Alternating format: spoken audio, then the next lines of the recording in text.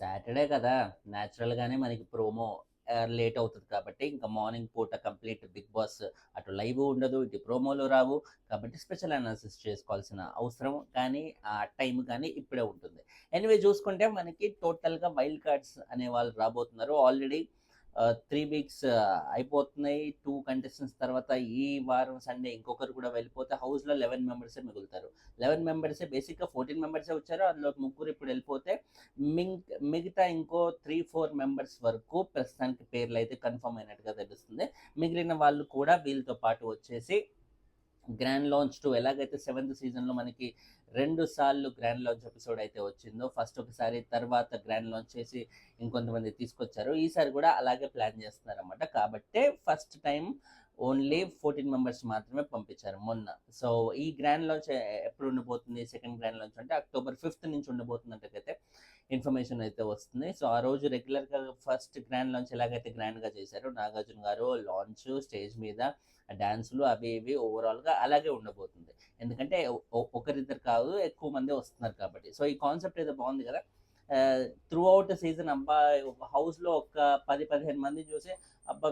ఇప్పుడు వాళ్ళలో ఎవరైనా మనకి నచ్చలేదనుకో, వాళ్ళ ఆట అస్సలు ఇంట్రెస్టింగ్‌గా లేదు, వాళ్ళు ఇచ్చే కంటెంట్ చాలా బోరింగ్‌గా ఉంది అని మనకు అనిపించిందనుకో, వాళ్ళని అదే ఒకవేళ 6th సీజన్ వరకు మనకేమనిపించేది, ఈళ్ళని ఇప్పుడు నెక్స్ట్ 100 రోజుల వరకు భరించాలా? బోరింగ్‌గా లేదు. ఇంకేముంది నేను లైట్ తీసుకొని వేరే షో చూసుకుంటాను అన్నట్టుగా అయితే ఉండేది. బట్ ఇప్పుడు ఆ అవసరం లేదు.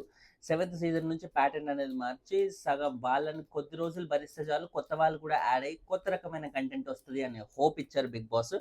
తద్వారా మనకిప్పుడు 2 గ్రాండ్ లాంచ్‌లు అనేవి కొత్త కాన్సెప్ట్ రావడం వల్ల వ్యూవర్స్‌కి కొంచెం ఇంట్రెస్టింగ్‌గా ఉంటది. అదే ఇప్పుడు పాత వాళ్ళని చూసాం కదా! కొత్త వాళ్ళొచ్చాక వాళ్ళు ఎట్లా వీళ్ళతో సింక్‌లో ఉంటారా? లేకపోతే లొల్లులు పెట్టుకుంటారా? లేకపోతే న్యూ వర్సెస్ ఓల్డ్ అన్నట్టుగా ఇట్లా రైవల్రీ మెయింటైన్ చేస్తారా? అన్నట్టు ఇట్లా రకరకాలుగా ఇదైతే చేశారు. యాక్చువల్లీ 7th సీజన్‌లో ఈ సెకండ్ టైమ్ వచ్చిన వాళ్ళు పెద్దగా స్కోప్ అయితే లేదు. ఎందుకంటే ఆల్రెడీ అక్కడ స్పై వర్సెస్ స్పా అటు శివాజీ గారు, ప్రశాంత్ అండ్ యావర్ వాళ్ళది ఒక సైడ్ ఒక బ్యాచ్ అనుకుంటే, స్పా అంటూ ఇటు మన మిగతా వాళ్ళు అమర్‌దీప్ గాని, శోభ కానీ, ప్రియాంక కానీ వీళ్ళందరూ ఒక సైడ్ వచ్చేసారు. కాబట్టి కొత్త వాళ్ళొచ్చినా కూడా పెద్దగా స్కోప్ లేకుండా పోయింది. కానీ ఈసారి అటువంటివి అయితే ఏమీ ఉండడానికి ఛాన్స్ లేదు. ఎందుకంటే ఇప్పటి వరకు కూడా పెద్ద బలంగా ఏర్పడిన గ్రూపులయితే లేవు. బలంగా వీళ్ళు వీళ్ళే, వీళ్ళు వీళ్ళ సైడే, వీళ్ళది వీళ్ళ సైడే అన్నట్టుగా మనం చెప్పలేని పరిస్థితి. లెక్క ప్రకారంగా మన 'పృథ్వీ' అండ్ ఈయన పేరేంటి 'నిఖిల్' వీళ్ళిద్దరు ఫ్రెండ్స్. కానీ వాళ్ళిద్దరూ ఫ్రెండ్స్ లాగా ఉన్నారా? ఇప్పుడు ఒక క్లాన్‌లో ఉన్నారు కాబట్టి ఒక టీమ్ దగ్గర ఆడుతున్నారు. దీంట్లో ఉన్నారు. కానీ మొన్నటి వరకు ఒకరినొకరు నామినేట్ చేసుకున్నారు. ఇట్లా రచ్చరచ్చగా ఏది ఒక క్లారిటీ లేని ఒక ఇబ్బందులైతే వస్తున్నాయన్నమాట. మోస్ట్‌లీ కొంతవరకు చెప్పగలిగే కంటెస్టెంట్స్ ఎవరు? ఇప్పుడు ఖచ్చితంగా 'యష్మి' ఈ అమ్మాయి పేరు 'సోనియా' వీళ్ళిద్దరు ఫ్రెండ్స్ అయితే అవ్వలేరు అన్నట్టుగా మొన్న మొన్నటి వరకు మనం అనుకున్నాం. అండ్ ఖచ్చితంగా చెప్పగలిగే గ్రూప్‌లేంటి ఈ సీజన్‌లో అటు 'నిఖిల్', 'సోనియా' వీళ్ళిద్దరైతే కొంచెం ఉన్నార్రా అన్నట్టుగా అనిపిస్తుంది. కానీ ప్రస్తుతం డిస్టర్బెన్స్‌లు చూస్తే అవి కూడా కంప్లీట్‌గా ఈ ఒక స్ట్రాటజికల్ కైండ్ ఆఫ్ రిలేషన్‌షిప్సే. వాళ్ళకి ఇప్పుడు 'సోనియా' ఎక్కడ ఎదురు తిరుగుతుందో ఆమెతో నేను లొల్లి పెట్టుకోలేనురా బాబు, చాలా తెలివిగల పిల్ల, అలాంటి ఆమెతో ఫ్రెండ్‌షిప్పే చాలా బెటర్ అనుకోని ఒక స్ట్రాటజీ ప్రకారంగా నిఖిల్ 'సోనియాతో' ఫ్రెండ్‌షిప్ చేస్తున్నాడు. 'సోనియాది' కూడా సేమ్ కేటగరీ. నిఖిల్ అంత భారీ ఫ్యాన్ ఫాలోయింగ్ ఉన్న కంటెస్టెంట్ కాబట్టి అలాంటోడిని కొడితే నేను ముందుకెళ్ళగలను అన్నట్టుగా స్టార్టింగ్‌లో ఆమె అనుకోని, తర్వాత అది వర్కౌట్ అవ్వక ఫ్రెండ్‌షిప్‌కి ఎలాగో నిఖిల్ ఇన్విటేషన్ ఇస్తున్నాడు కాబట్టి, సరే ఫ్రెండ్‌గానే ఉందాం, ఆయన పాపులారిటీ వల్ల నాకు కూడా ఓట్లు పడతాయి అన్నట్టుగా ఆమె మేనేజ్ చేయగలుగుతుంది. ఆమె కంప్లీట్‌గా గుప్పిట్లో పెట్టేసుకుంది నిఖిల్‌ని. సో, వాళ్ళదొక స్ట్రాటజీ కైండ్ ఆఫ్ రిలేషన్‌షిప్ తప్ప స్పైయో లేకపోతే స్పానో లాగా ఒక ప్యూర్ ఫ్రెండ్‌షిప్ అయితే ఖచ్చితంగా కాదని క్లియర్‌గా నిన్న లాస్ట్ నైట్ ఎపిసోడే మనం చూసుకుంటే నిఖిల్ ఎంత బాగా సోనియా గురించి అగెయిన్స్ట్ చెప్తున్నారు. సోనియా కూడా అభయ్‌తో నిఖిల్ గురించి నెగెటివ్‌గా చెప్తుంది. So, they are just strategical relationships, friendships తప్ప ఒక ప్యూరిటీ అయితే లేదు. కాబట్టి ఇలాంటి టైంలో కొత్త వాళ్ళొస్తే ఖచ్చితంగా వాళ్ళిచ్చే కంటెంట్ వాళ్ళ ద్వారా వీళ్ళకి సింక్ అయ్యే కంటెంట్ చూడటానికి ఇంట్రెస్టింగ్‌గా ఉంటదనమాట. సో, ప్రస్తుతానికి అలా కొత్త వాళ్ళు ఎవరెవరు రాబోతున్నారంటే ఫస్ట్ మనకి 'జబర్దస్త్' అవినాష్ అప్పట్లో సీజన్ 4లో వచ్చిన కంటెస్టెంట్ ఇప్పుడు మళ్ళీ రాబోతున్నారు. ఆల్రెడీ వచ్చిన కంటెస్టెంట్ మళ్ళీ రావడం ఏంటి అంటే ఇప్పుడు లాస్ట్ టైమ్ లాగే ఉంటదా? లాస్ట్ టైమ్ ఆయనేం పెద్దగా ఇంపాక్ట్‌ఫుల్ పెర్ఫార్మన్స్ అయితే ఏం లేదు అవినాష్. అవినాష్ మీద కంపారిటివ్లీ ఇప్పుడు చూసుకుంటే హరియానాతో కొంచెం బాండింగ్ ఉండేది కాబట్టి క్లోజ్ బాండింగ్ ఉండేది కాబట్టి తన మీద కొంచెం ఆ పాజిటివ్ ఇంప్రెషన్ ఉందేమో, కానీ బలంగా ఇంపాక్ట్ క్రియేట్ చేశారే అవినాష్ ఉండాలి ఎట్లయినా గేమ్ అన్నట్టుగా ఎంతమంది అనుకున్నారు? No one. సో అక్కడ జీరో ఇంపాక్ట్ కాబట్టి ఈసారి వస్తే ఏమన్నా బయటికి రావడానికి, తన ఎమోషన్స్ బయట పెట్టుకోవడానికి, తన కోపం కానీ మిగతాది కానీ వాయిస్ గట్టిగా వినిపించగలరా, లేకపోతే తనకు ఎలాగో బై డిఫాల్ట్ తన కమీడియన్ కాబట్టి కామెడీ ఏమైనా బాగా జనరేట్ చేయగలరా? ఎందుకంటే ఆల్రెడీ హౌస్లో శేఖర్ భాష లాంటి ఒక ఎంటర్టైనర్స్ బయటికి వెళ్ళిపోయారు. సో హౌస్లో ఎంటర్టైన్మెంట్ రిక్వైర్మెంట్ అయితే ఖచ్చితంగా ఉంది. ఏదన్నా కామెడీ ఫన్ రిలేటెడ్ టాస్కులు ఉంటే అవినాష్ లాంటి వాళ్ళు బాగా పనికొస్తారనే ఉద్దేశంతో ఆయన ఇప్పుడు తీసుకుంటున్నట్టుగా అయితే మనకు తెలుస్తుంది. అండ్ తర్వాత చాలా ఇంట్రెస్టింగ్ అనిపించిన aspect Hariteja. My most favourite అని చెప్పాలి. సీజన్ 1 టైంలో సీజన్ చూసేటప్పుడు కానీ రివ్యూలు చెప్పేటప్పుడు కానీ చాలా ఇంట్రెస్టింగ్ అనిపించేది. తను ఫెంటాస్టిక్ ఎంటర్టైనర్. అంటే మనకప్పుడు ఫస్ట్ టైం అప్పుడే బిగ్ బాస్ లాంటి ఒక షో చూడడం, తెలుగులో ఒక షో చూడడం అంత బాగా ఆ అమ్మాయి ఎంటర్టైన్ చేస్తుంది. అప్పటి వరకు ఇలాంటి వాళ్ళని మనం ఎక్కడ చూసాం? సినిమాల్లో వీళ్ళ లెంత్ ఎంత ఉంటుంది, జస్ట్ అలా వచ్చి వెళ్ళిపోయే క్యారెక్టర్స్ తప్ప థరోలీ ఎంజాయ్ చేసే ఇదైతే ఉండదు. అండ్ అప్పట్లో యూట్యూబ్ ఇంత ఇదిగా, ఇంటర్నెట్ ఇంత ఫ్రీగా వచ్చేసిన సందర్భాలు కూడా లేవు కాబట్టి ఆ టైంలో సీజన్ 1 చూస్తుంటే అందరికీ నచ్చేసింది. అందరూ అరే భలే ఉన్నారా, అరే భలే ఆడుకుంటున్నారు, అరే భలే కామెడీ చేస్తున్నారని వాళ్ళు చేసే ప్రతిదీ ఎంటర్టైనింగ్ గానే అనిపించింది. ప్రతిదీ ఆడియన్స్ కూడా ఎంజాయ్ చేశారనమాట. బట్ ఈసారి హరితేజ వస్తే ఎలా ఉంటుంది, ఆమె ఫేస్ చేసే సిచ్యువేషన్స్ ఏంటి, అలాగే ఎంటర్టైన్ చేసే సత్తా హరితేజలో ఇంకా ఉందా? ఆ ఎంటర్టైన్మెంట్కి మన ఆడియన్స్ ఇప్పుడు ఇన్ని సంవత్సరాల తర్వాత ఇంత ఇంటర్నెట్ వరల్డ్లో, ఇంత యూట్యూబ్ ప్రపంచంలో షార్ట్స్ కానీ రీల్స్ కానీ ఇవన్నీ వచ్చేసాక హరితేజ చేసే ఫన్ని యాక్సెప్ట్ చేయగలుగుతారా లేదా అనేది ఇప్పుడు క్వశ్చన్ మార్క్ అనమాట. సో అవినాష్కి అప్పుడు ఎక్కువగా వర్కౌట్ అవ్వలేదు. ఆ ఇంపాక్ట్ ఇప్పుడు ఏమైనా చూపించగలుగుతాడా అనేది చూడాలి. హరితేజ అప్పుడు బాగా వర్కౌట్ అయింది, బట్ ఇప్పుడు మళ్ళీ అది రిపీట్ చేస్తుందా, డల్ అవుతుందా అనేది చూడాలి.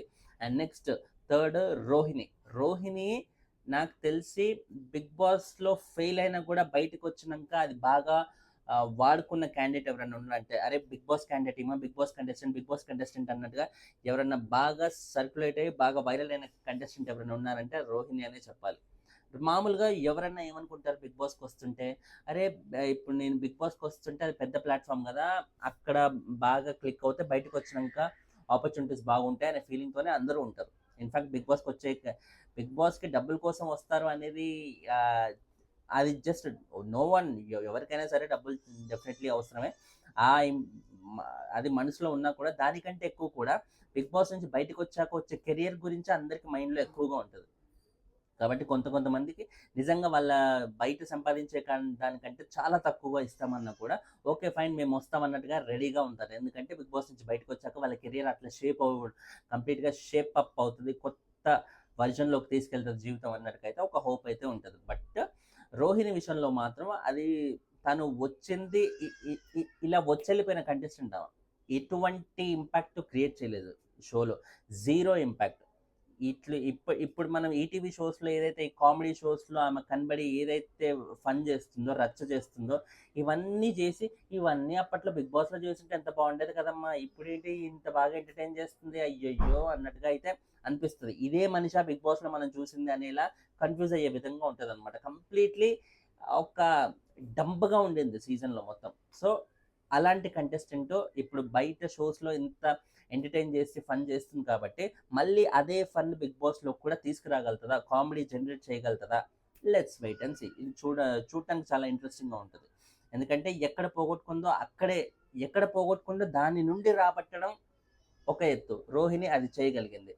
కానీ ఎక్కడ పోగొట్టుకుందో అక్కడే రాబట్టాలని ఇప్పుడు రోహిణి మళ్ళీ సెకండ్ టైం వస్తుంది. ఆ అటెంప్ట్ ఎలా ఉంటుంది అనేది చూడాలన్నమాట. అండ్ తర్వాత 4th కంటెస్టెంట్ లాస్ట్ సీజన్లో వచ్చేళ్ళిపోయిన నైని పావని ఉన్నది చాలా తక్కువ టైం, 1 వీకే అయినా కూడా ఆ స్పై బ్యాచ్తో, ముఖ్యంగా శివాజీ గారితో ఉన్న బాండింగ్, ఆ ఫాదర్ అండ్ డాటర్ రిలేషన్షిప్ అనేది ఉంది కాబట్టి బాగా ఎమోషనల్ అయ్యారు. నైని పావని ఉన్నది ఒక్క వారం అయినా కూడా తను చూపించిన ఇంపాక్ట్ అనేది it's very very good compact. చాలా పాజిటివ్ ఇంపాక్ట్తోనే బయటికి వెళ్ళిపోయింది, పాజిటివ్ ఇన్ఫ్లుయెన్స్తోనే బయటికి వెళ్ళిపోయింది. సో అంత పాజిటివ్ దీంతో బయటికి వెళ్ళిపోయిన అమ్మాయి అసలు నాగార్జున గారి పక్కన స్టేజ్ మీద ఎలిమినేషన్ టైంలో నిల్చున్నప్పుడు అందరూ హౌస్లో ఉన్న వాళ్ళు ఎలాగో ఎమోషనల్ అయ్యారు, అదంతా ఓకే. బయట చూసే ఆడియన్స్ కూడా అదే కైండ్ ఆఫ్ ఎమోషన్ అనేది రియాక్ట్ అయ్యారు. పోనీ నైని పావని ఆ రేంజ్లో టాస్కుల పరంగా కానీ మిగతా ఏ పరంగా కానీ అంత ఇంపాక్ట్ ఏమైనా చూపిందా అంటే అంత స్టాంప్ వేసే లెవెల్ ఇంపాక్ట్ అయితే లేదు. కానీ కేవలం